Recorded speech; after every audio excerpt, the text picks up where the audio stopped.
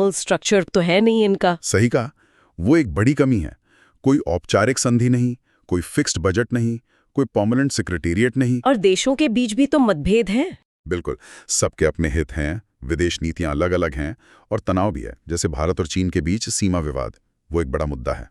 भारत के लिए ब्रिक्स कितना अहम है? भारत के लिए ये एक जरूरी मंच है, अपनी बढ़ती अर्थव्यवस्था, अपनी ग्लोबल महत्वाकांक्षाएं, इन सब के लिए। और वो इसे कैसे इस्तेमाल करना चाहता है? ग्लोबल साउथ की आवाज उठाने के लिए, व्यापार और निवेश बढ़ाने के लिए, और जो ग्लोबल संस्थाएं हैं यूएन, आईएमएफ, उनमें सुधार की बात करने के लिए। भारत की स्ट्रैटेजी थोड़ी दोहरी है, पश्चिम से भी बना के रखनी है और ग्लोबल साउथ में भी अपनी जगह बनानी है। आगे रियो समिट है 2025 में, फिर भारत की अध्यक्षता 2026 में।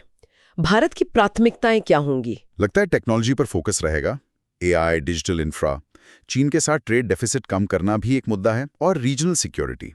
लेकिन ये आसान नहीं होगा, खासकर चीन के साथ तनाव और बाकी सदस्यों के अलग अलग हितों के चलते। एक और बड़ा सवाल डी-डॉलराइजेशन का। डॉलर पर निर्भरता कम करने की जो बात होती है, उसका क्या स्टेटस है? ये कोशिश तो काफी समय से चल रही है, पर रूस यूक्रेन युद्ध के बाद इसमें तेजी आई है। डर है अमेरिकी मॉनेटरी पॉलिसी के असर का और प्रतिबंधों का। तो हो क्या रहा है असल में? कोशिश ये है कि आपसी व्यापार में लोकल करेंसी का इस्तेमाल बढ़े, खासकर चीन का रिनमिनबी।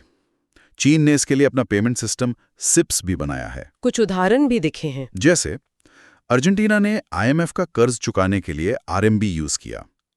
सऊदी अरब से भी आरएमबी में तेल खरीदने की बातें चल रही हैं। लेकिन क्या ये वाकई डॉलर को हटा पाएगा? देखिए, ये बहुत मुश्किल है।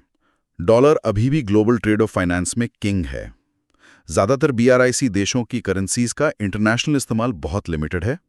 उनकी वैल्यू भी स्टेबल नहीं रहती। भारत भी रुपये को इंटरनेशनल बनाने की कोशिश कर रहा है, पर उसमें भी अपनी चुनौतियां हैं। अच्छा, इन सब बड़ी बातों के बीच एक और स्टडी का जिक्र था, अनौपचारिक अर्थव्यवस्था और आय असमानता के बारे में। हाँ, वो काफी चौंकाने वाला था।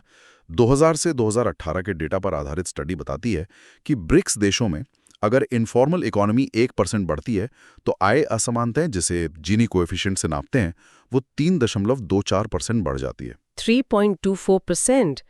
ये तो फॉर्मल जीडीपी ग्रोथ के असर से कहीं ज्यादा है। हाँ, फॉर्मल जीडीपी ग्रोथ 1% बढ़ने पर असमानता 1.13% बढ़ती है।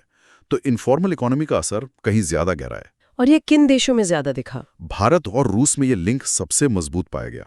इसका मतलब साफ है, अगर आय की असमानता कम करनी है तो सिर्फ फॉर्मल सेक्टर पर ध्यान देने से बात नहीं बनेगी, इनफॉर्मल सेक्टर पर ध्यान देना ही होगा। ये तो पॉलिसी मेकर्स के लिए एक बड़ा चैलेंज है। बिल्कुल।